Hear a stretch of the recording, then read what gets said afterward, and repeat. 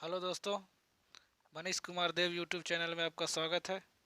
पिछले वीडियो में हमने मुग़ल काल के कुछ महत्वपूर्ण शासकों के बारे में वर्णन किया था, जिसमें बाबर का शासनकाल, हुमायूं का शासनकाल और अकबर के बारे में विस्तार से वर्णन किया था। तो चलिए इस वीडियो में हम जहांगीर के बारे में जानते हैं। जहांगीर का शासनकाल 1605 से 1627 ईस्वी तक था। जहांगीर का जन्म अगस्त 1569 ईस्वी में शेख सलीम चिश्ती के आशीर्वाद से अकबर की पत्नी मरियम उजमानी से हुआ था, इसलिए इसका नाम सलीम रखा गया। अक्टूबर 1605 ईस्वी में अकबर की मृत्यु के पश्चात सलीम नूरुद्दीन मोहम्मद जहांगीर बादशाह गाजी की उपाधि से मुग़ल साम्राज्य का शासक बना। जहांगीर का राज्यारोहण विवादास्पद ढंग से हुआ था। अकबर के दरबार के कुछ सामंत जहांगीर की जगह पर उसके बड़े बेटे राजकुमार खुसरो को सम्राट बनाने के पक्ष में थे। उनमें राजा मानसिंह और मिर्जा अजीज कोका प्रमुख थे। मानसिंह और मिर्जा अजीज कोका के दल की संख्या कम होने के कारण शहजादा सलीम उत्तराधिकारी चुन लिया गया। अपनी मृत्यु के पूर्व स्वयं अकबर ने सलीम के सिर पर शाही ताज रखकर उसको राज्य का उत्तराधिकारी माना। जहांगीर ने आगरा के किले की शाह बुर्ज के मध्य एक न्याय की जंजीर लगवाई, ताकि दुखी जनता अपनी शिकायतों को सम्राट के सम्मुख रख सके। अब आइए शहजादा खुसरो का विद्रोह 1606 ईस्वी में हुआ। जहांगीर के गद्दी पर बैठने के पश्चात शहजादा खुसरो, जिसको राजा मानसिंह और मिर्जा अजीज कोका का समर्थन प्राप्त था, ने विद्रोह कर दिया। जहांगीर के राज्याभिषेक के समय खुसरो के विद्रोह को दबाते हुए उसे आगरा के किले में बंदी बनाकर रखा गया था। कालांतर में वह अपनी चतुराई के कारण आगरा के किले से भागने में सफल रहा। तत्पश्चात अपने कुछ समर्थकों के साथ खुसरो ने पुनः विद्रोह कर दिया। सिख गुरु अर्जुन देव ने भी समर्थन किया था। बादशाह जहांगीर ने सिखों के पांचवें गुरु अर्जुन देव को शहजादा खुसरो को समर्थन देने के कारण मौत के घाट उतार दिया। इसी वजह से सिखों और मुगलों के मध्य अत्यंत कड़वाहट पैदा हो गई। खुर्रम के साथ दक्षिण अभियान के समय खुसरो की हत्या कर दी गई। बाद में इसका शव इलाहाबाद में लाकर दफना दिया गया। अब आइए नूरजहां की राजनीतिक भूमिका। नूरजहां जहांगीर की पत्नी थी। इन दोनों का विवाह 1611 ईस्वी में हुआ था। विवाह के बाद उसे नूर महल की उपाधि प्राप्त हुई। बाद में यह उपाधि नूरजहां, जिसे संसार की रोशनी कहा जाता है, कर दी गई। नूरजहां के बचपन का नाम मेहरुनिसा था। उसका पिता ग्यास बेग एशिया का निवासी था। जहांगीर ने ग्यास बेग को एतमादुद्दौला की उपाधि प्रदान की। जहांगीर के शासन काल में नूरजहां गुट का प्रभाव था, जिसमें उसके नूरजहां पिता एतमादुद्दौला, माता अस्मत बेगम, भाई आसफ खान तथा शहजादा खुर्रम सम्मिलित थे। नूरजहां ने जहांगीर के एक पुत्र शहरयार के साथ अपनी पुत्री लाडली बेगम, जो उसके पहले पति शेर अफगान की पुत्री थी, का विवाह किया तथा शहरयार को अपने गुट में खुर्रम की जगह प्रोत्साहित किया। नूरजहां जहांगीर के साथ झरोखा दर्शन देती थी। सिक्कों पर बादशाह के साथ उसका भी नाम अंकित होता था। माना जाता है कि शाही आदेशों पर बादशाह के साथ नूरजहां के भी हस्ताक्षर होते थे। अब आइए जहांगीर का राजनैतिक अभियान। पहला अभियान मेवाड़ का अभियान था, जो 1605 से 1615 ईस्वी तक चला। 1605 से 1615 ईस्वी के मध्य मेवाड़ में निरंतर सैनिक अभियान कराए गए। 1615 ईस्वी में मेवाड़ के शासक राणा अमर सिंह ने आत्मसमर्पण कर दिया। मेवाड़ अभियान की सफलता के बाद खुर्रम को शाह खुर्रम की उपाधि दी गई।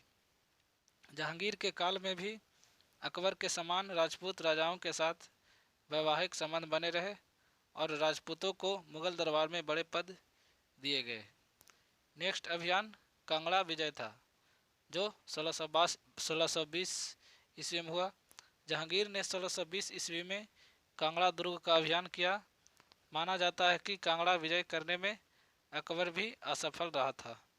शहजादा खुर्रम के नेतृत्व में 4 महीने किले की घेराबंदी के बाद कांगड़ा की सेना ने आत्मसमर्पण किया। कांगड़ा अभियान जहांगीर के मुख्य अभियानों में से सबसे कठिन माना जाता है। कांगड़ा किला जीतने के उपलक्ष्य में जहांगीर ने एक गाय को कटवाकर जश्न मनवाया था। नेक्स्ट अभियान दक्षिण का अभियान था। दक्षिण में जहांगीर ने अपने पिता द्वारा आरंभ किए गए कार्य को पूरा करने का प्रयत्न किया। अकबर के समय में खानदेश और अहमदनगर राज्य के कुछ भागों को जीत लिया गया था, लेकिन अहमदनगर का राज्य समाप्त नहीं हुआ था। अहमदनगर का वजीर मलिक अंबर था। उसने अहमदनगर के राज्य को सुसंगठित किया और दक्षिण में मुगल सेनापतियों के आपसी मतभेदों का लाभ उठाकर अहमदनगर के पूर्वी क्षेत्रों पर पुनः अधिकार कर लिया। 1617 ईस्वी में अहमदनगर राज्य और मुगलों में संधि हो गई। बीजापुर के राजा आदिल शाह ने खुर्रम को मूल्यवान उपहार दिए और बदले में जहांगीर ने उन्हें फर्जंद पुत्र की उपाधि दी। खुर्रम के वापस आने पर उसे शाहजहां की उपाधि दी। 1617 ईस्वी में हुई संधि का मलिक अंबर ज़्यादा दिन तक पालन नहीं कर पाया। 1620 ईस्वी में उसने पुनः मुगलों के विरुद्ध विद्रोह कर दिया, जिसे शहजादा खुर्रम के द्वारा दबा दिया गया। 1622 ईस्वी में शहजादा खुर्रम के विद्रोह के कारण अहमदनगर पुनः मुगलों के नियंत्रण से बाहर हो गया। खुर्रम के विद्रोह का दमन करने के लिए जहांगीर ने महावत खान को अहमदनगर भेजा, जिसने मलिक अंबर पर दबाव देकर शाहजहां को अहमदनगर से निष्कासित कराया और बालाघाट पर मुगलों का पुनः नियंत्रण स्थापित हो गया। 1626 ईस्वी में मलिक अंबर की मृत्यु हो गई। उल्लेखनीय है कि मलिक अंबर ने दक्षिण में टोडरमल की भू राजस्व प्रणाली को लागू किया। उसने ठेके, जिसे इजारा भी कहा जाता है, पर जमीन देने की पुरानी प्रथा को समाप्त कर दिया। नेक्स्ट अभियान जो था कंधार की पराजय। कंधार अपने सामरिक और व्यापारिक महत्व के कारण भारत और फारस का मेरुदंड था। यह भारत का प्रवेश द्वार और मध्य एशिया और फारस से आने वाले आक्रमणकारियों को रोकने का प्राकृतिक युद्ध मोर्चा भी था। 1622 ईस्वी में फारस के शाह अब्बास ने कंधार को मुगलों से पुनः छीन लिया। फलतः जहांगीर के शासनकाल में ही कंधार ईरानियों के कब्जे में चला गया था। अब आइए जहांगीर की राजपूत नीति। अकबर द्वारा निर्धारित राजपूत नीति ही कमोबेश जहांगीर के समय भी बनी रही। मुगलों और राजपूतों में वैवाहिक संबंध अभी भी होते रहे। राजपूतों की उनके अपने क्षेत्र से बाहर भी सूबेदार के रूप में नियुक्ति होती रही और प्रशासन में भी ऊंचे पद मिलते रहे। जहांगीर की धार्मिक नीति। धार्मिक नीति के तहत जहांगीर ने अकबर का ही अनुसरण किया, किंतु कुछ दिनों बाद दीन ए इलाही को समाप्त कर दिया। यद्यपि सुलह ए कुल की नीति को जारी रखा। सिंहासन रूढ़ होने के कारण 7वें वर्ष यानी 1612 ईस्वी में रक्षाबंधन का त्यौहार मनाया और अपनी कलाई पर राखी बंधवाई। अपवाद स्वरूप जहांगीर ने राजौरी कश्मीर के ब्राह्मणों को दंडित किया, अजमेर के वराह मंदिर को तोड़ा और गुजरात के जैनियों को सजा दी। जहांगीर के समय विदेशियों के दौरे। कैप्टन हॉकिंस और सर टॉमस रो जहांगीर के ही शासनकाल में व्यापारिक अनुमति प्राप्त करने भारत आए। किसके समय आया? जहांगीर के समय कैप्टन हॉकिंस और सर टॉमस रो। हॉकिंस एक साहसिक अंग्रेज नाविक था जो 1608 ईस्वी में भारत सूरत में आया था। वह इंग्लैंड के राजा जेम्स प्रथम से भारत के मुगल सम्राट अकबर के नाम एक पत्र लाया था, किंतु जब वह भारत पहुंचा तो सम्राट अकबर की मृत्यु हो चुकी थी और जहांगीर बादशाह बन गया था। हॉकिंस जहांगीर से आगरा में मिला 1609 ईस्वी में और फारसी में बात की। कैप्टन हॉकिंस को जहांगीर ने इंग्लिश खान की उपाधि से सम्मानित किया था। सर टॉमस रो को 1615 ईस्वी में जेम्स प्रथम ने भेजा था। टॉमस रो जहांगीर से सूरत में अंग्रेजों को व्यापार करने के लिए फरमान प्राप्त करने में सफल रहा। नोट में फ्रांसिस्को पल्सर्ट ने जहांगीर के शासनकाल में भारत की यात्रा की थी। जहांगीर की मृत्यु नवंबर 1627 ईस्वी में भीमवार नामक स्थान पर जहांगीर की मृत्यु हुई। जहांगीर को लाहौर के निकट शहादरा नामक स्थान पर रावी नदी के किनारे दफनाया गया। जहांगीर के समय को चित्रकला का स्वर्ण युग कहा जाता है। उस समय के सर्वोत्कृष्ट चित्रकार उस्ताद मंसूर और अबुल हसन को क्रमशः नादिर उल असर तथा नादिर उल जमान की उपाधि प्रदान की। जहांगीर ने राज्य की जनता को न्याय दिलाने हेतु न्याय का प्रतीक सोने की जंजीर को अपने महल के बाहर लगवाया। जहांगीर के संबंध में यह माना जा सकता है कि वह सफल और उदार शासक था जो अपनी प्रजा की भलाई चाहता था। अन्य शासकों की तरह उसमें भी गुण और दोष थे। उसके चरित्र में कुछ अवगुण भी थे जिसके कारण वह निंदा का पात्र हुआ। जहांगीर ने सिख गुरु अर्जुन देव को मृत्युदंड दिया, शेख अहमद सरहिंदी को बंदी बनाया और दीन ए इलाही में दीक्षा देना बंद करवा दिया। नेक्स्ट शासक शाहजहां हुआ, जिसका शासनकाल 1627 से 1658 ईस्वी तक था। शाहजहां का जन्म लाहौर में 1592 ईस्वी को मारवाड़ के राजा उदय सिंह की पुत्री जगत गोसाई, जिसे जोधाबाई भी कहा जाता है, के गर्भ से हुआ था। शाहजहां के बचपन का नाम खुर्रम था। दक्षिण भारत में अहमदनगर के वजीर मलिक अंबर के विरुद्ध सफलता से खुश होकर जहांगीर ने खुर्रम को शाहजहां की उपाधि प्रदान की। शाहजहां का विवाह 1612 ईस्वी में नूरजहां के भाई आसफ खान की पुत्री अर्जुमंद बानो बेगम से हुआ था, जो इतिहास में मुमताज महल के नाम से विख्यात हुई। शाहजहां ने इन्हें मलिका ए जमानी की उपाधि दी थी। खुर्रम को हिसार व फिरोजाबाद की जागीर दी गई, जो सामान्यतः युवराज को ही दी जाती थी।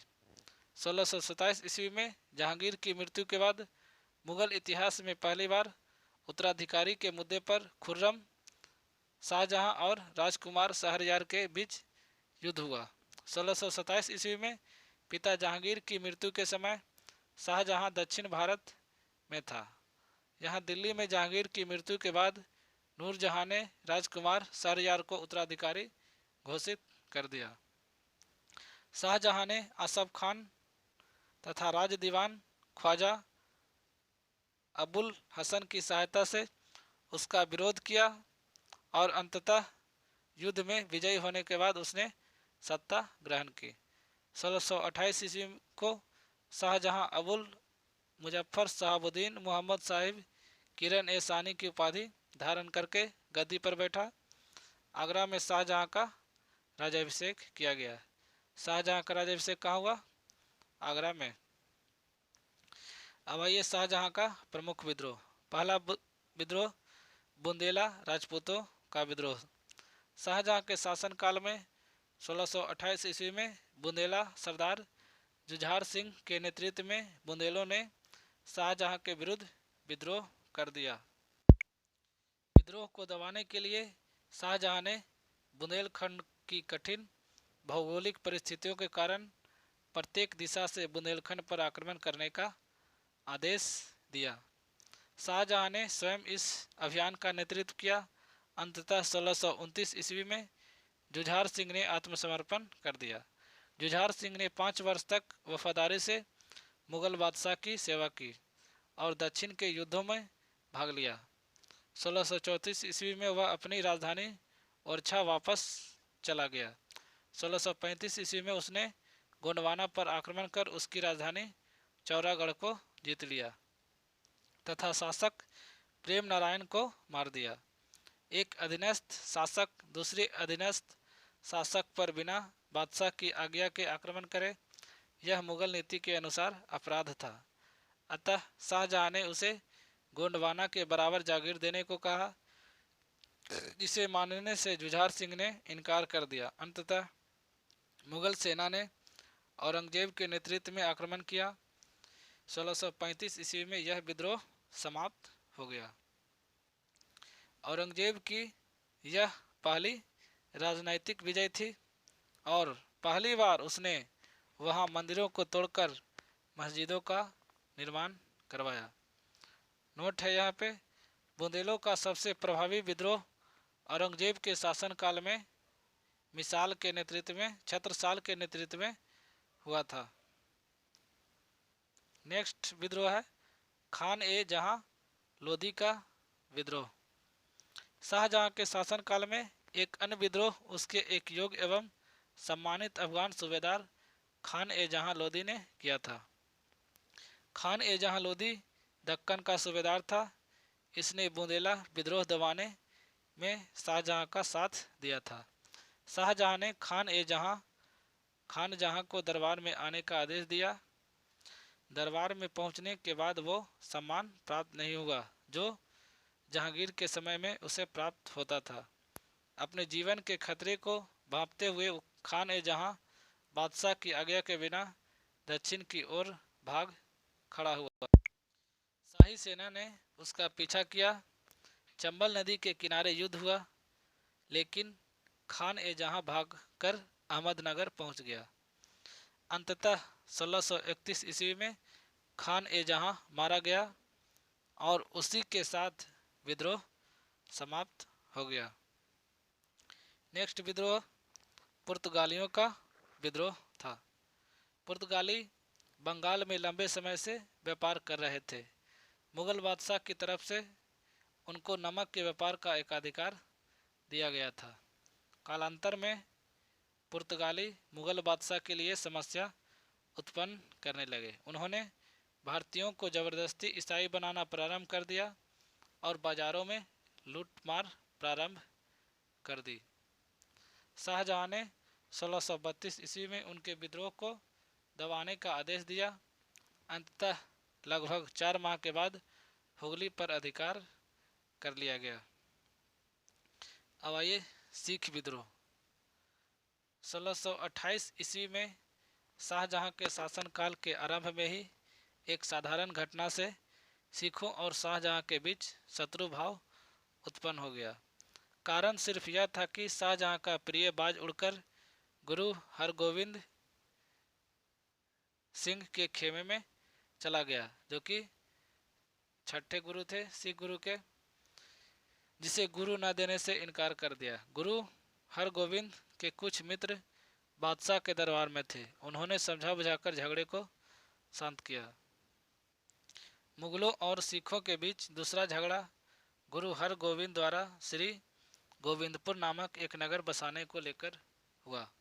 गुरु गोविंद को आज्ञा दी कि वह नगर निर्माण को बंद करे। उनके इनकार करने पर आक्रमण किया गया, परंतु इस बार फौजदार अब्दुल्ला खान की सेना परास्त हुई। गुरु हरगोविंद से मुगलों का तीसरा झगड़ा इस कारण हुआ कि विधि चंद्र नामक एक कुख्यात डकैत ने, जो गुरु हरगोविंद का शिष्य था, शाही घड़ियाल से 2 बहुत अच्छे घोड़े चुराकर गुरु को भेंट किए और गुरु ने स्वीकार कर लिया। एक शक्तिशाली मुगल सेना गुरु हरगोविंद के विरुद्ध भेजी गई। इस बार भी मुगलों की हार हुई, लेकिन जल्द ही गुरु हरगोविंद को युद्धों की निरर्थकता समझ में आ गई और अपने नए उभरते सिख धर्म के विकास व रक्षा के लिए किरतपुर, जो कि कश्मीर की पहाड़ियों में स्थित था, जाकर बस गए। इस प्रकार शाहजहां के काल के दौरान मुगल व सिख धर्म के बीच तनाव उत्पन्न हुआ।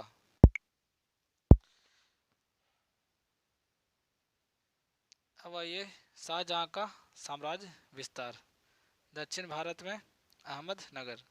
अकबर व जहांगीर की साम्राज्यवादी नीति को शाहजहां ने भी आगे बढ़ाया।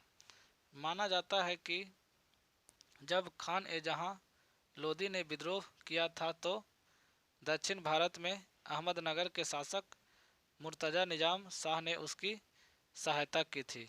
मुगलों को अहमदनगर पर आक्रमण के लिए यह बहाना शाहजहां ने बहावत खान के नेतृत्व में अहमदनगर पर आक्रमण किया और अंततः 1633 ईस्वी तक उसे जीतकर मुगल साम्राज्य में मिला लिया तथा सुल्तान हुसैन शाह को ग्वालियर के किले में कैद कर दिया गया। अब आइए गोलकुंडा।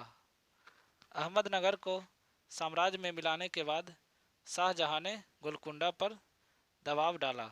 अंततः 1636 ईस्वी में गोलकुंडा के शासक शेख अब्दुल्ला कुतुब शाह ने मुगलों के से संधि कर ली। गोलकुंडा पर अधिकार हो जाने के बाद शाहजहां औरंगजेब को दक्षिण का सूबेदार नियुक्त करके दिल्ली चला गया। कालांतर में गोलकुंडा के वजीर मोहम्मद सईद मीर जुमला ने शाहजहां को कोहिनूर हीरा भेंट किया था। शाहजहां को हीरा किसने भेंट किया था? तो गोलकुंडा के वजीर मोहम्मद सईद, जिसे मीर जुमला भी कहा जाता था। अब आइए बीजापुर।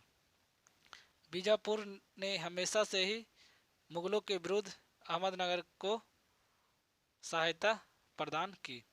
यह कार्य मुगल सत्ता की अवहेलना थी। परिणामतः बीजापुर का शाह अपनी राजधानी में आसफ खान द्वारा घेर लिया गया। हालांकि बीजापुर को मराठा सैनिकों की सहायता के कारण मुगल सेना का घेरा उठा लेना पड़ा और फिलहाल अभी बीजापुर का राज्य बच गया। 1636 ईस्वी में बीजापुर के अपने दूसरे अभियान में शाहजहां स्वयं दौलताबाद गया। 1636 ईस्वी तक बीजापुर अपनी पुरानी ताकत खो चुका था।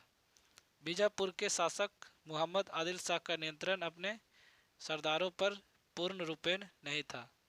इसी समय शाहजहां ने बीजापुर पर आक्रमण किया। अंततः 1636 ईस्वी में बीजापुर ने मुगल आधिपत्य स्वीकार कर लिया। उसी वर्ष गोलकुंडा ने भी मुगलों से संधि कर ली और शाहजी भोसले ने मुगलों से संधि करके बीजापुर की सेवाएं स्वीकार कर ली। 1636 का समय मुगलों की दक्षिण नीति के संबंध में महत्वपूर्ण था। नोट में है, ध्यातव्य है कि औरंगजेब को 2 बार दक्षिण का सूबेदार बनाया गया था। प्रथम बार 1636 से 44 ईस्वी तक, द्वितीय बार 1653 से 56 ईस्वी तक। शाहजहां का दक्षिण अभियान सफल माना जाता है। शाहजहां की धार्मिक और राजपूत नीति। 1632 ईस्वी में शाहजहां अपने पिता के शासनकाल में बनाए गए मंदिरों को तोड़ने का आदेश देता है तथा मुस्लिम कन्याओं का हिंदुओं से विवाह निषिद्ध कर देता है। कालांतर में खंभात के निवासियों की प्रार्थना पर वहां गोवध पर रोक लगा देता है। अकबर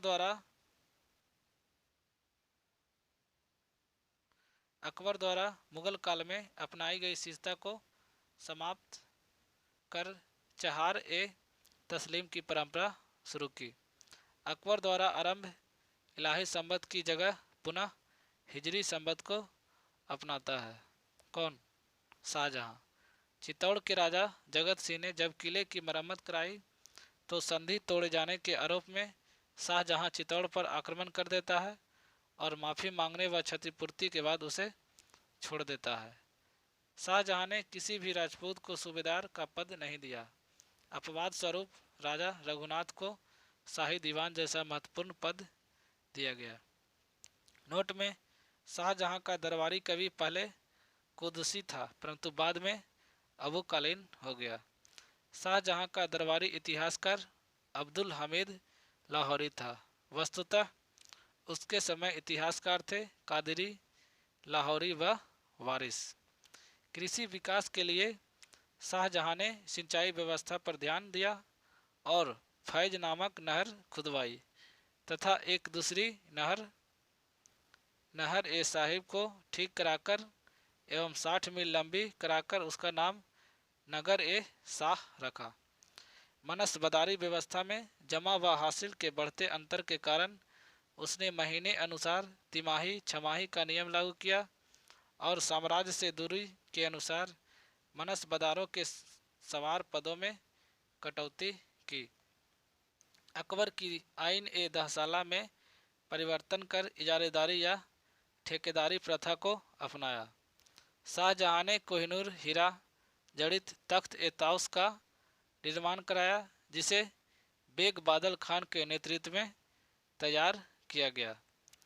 पंडित जगन्नाथ को शाहजहां ने महाकवि राय की उपाधि दी जिसने गंगा लहरी नामक प्रसिद्ध पुस्तक लिखी।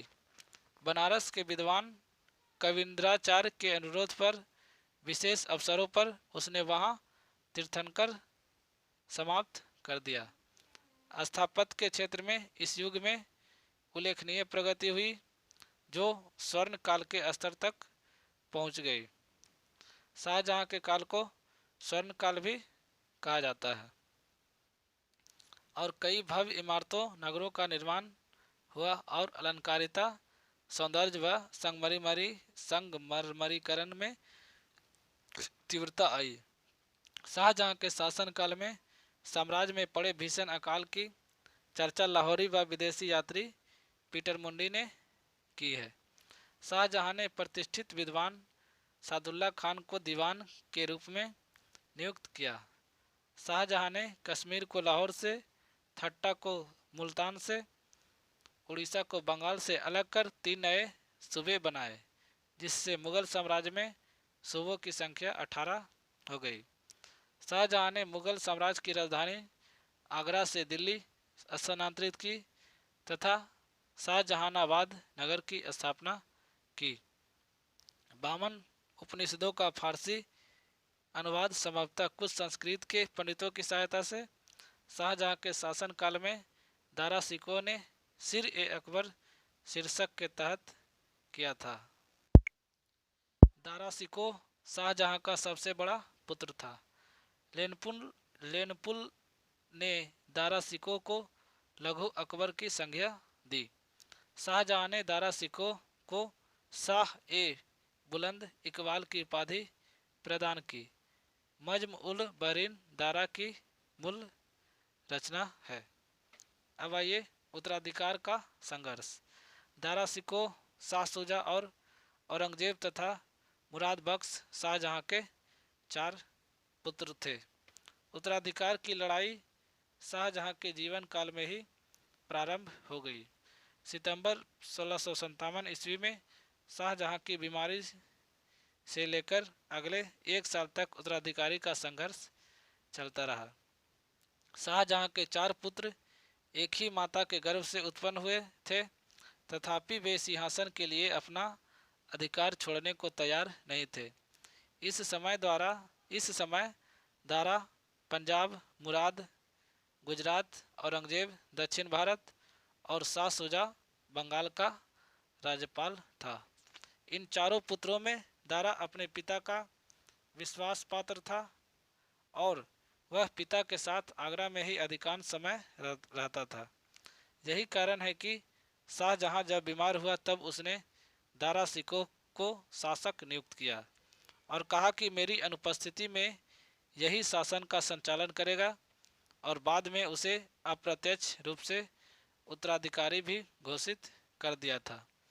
शाहजहां की चिंताजनक बीमारी की सूचना जब अन्य राजकुमारों के पास पहुंची तो सर्वप्रथम शाह शुजा ने अपने आप को बंगाल में स्वतंत्र सम्राट घोषित किया और दिल्ली पर अधिकार के लिए चल पड़ा। औरंगजेब ने भी समाचार पाकर दिल्ली की ओर प्रस्थान किया। हालांकि अभी तक औरंगजेब ने अपने आप को सम्राट का पद ग्रहण करने की कोई घोषणा नहीं की थी। सर्वप्रथम 1658 ईस्वी में शाह शुजा को बनारस के पास बहादुरपुर में मुगल सेना ने पराजित किया। इसी समय दो अन्य विद्रोही राजकुमार औरंगजेब और मुराद ने आपस में समझौता कर लिया। अप्रैल 1658 ईस्वी में शाही सेना से धर्मत का युद्ध हुआ। इस युद्ध में दारा सिकोह की तरफ से शाही सेना का नेतृत्व जोधपुर के राजा जसवंत सिंह व कासिम खान ने किया। इस युद्ध में अंततः शाही सेना पराजित हुई। 1658 ईस्वी में दारा सिकोह सामूगढ़ के युद्ध में औरंगजेब के हाथों पराजित हुआ। औरंगजेब ने धोखे से मुराद को भी कैद कर लिया। सामूगढ़ के युद्ध में विजय के बाद सर्वप्रथम दिल्ली में औरंगजेब ने अपना राज्याभिषेक करवाया। 1659 ईस्वी में को इलाहाबाद के पास खाजवा नामक स्थान पर औरंगजेब और शुजा के बीच पुनः युद्ध हुआ, जिसमें औरंगजेब की विजय हुई।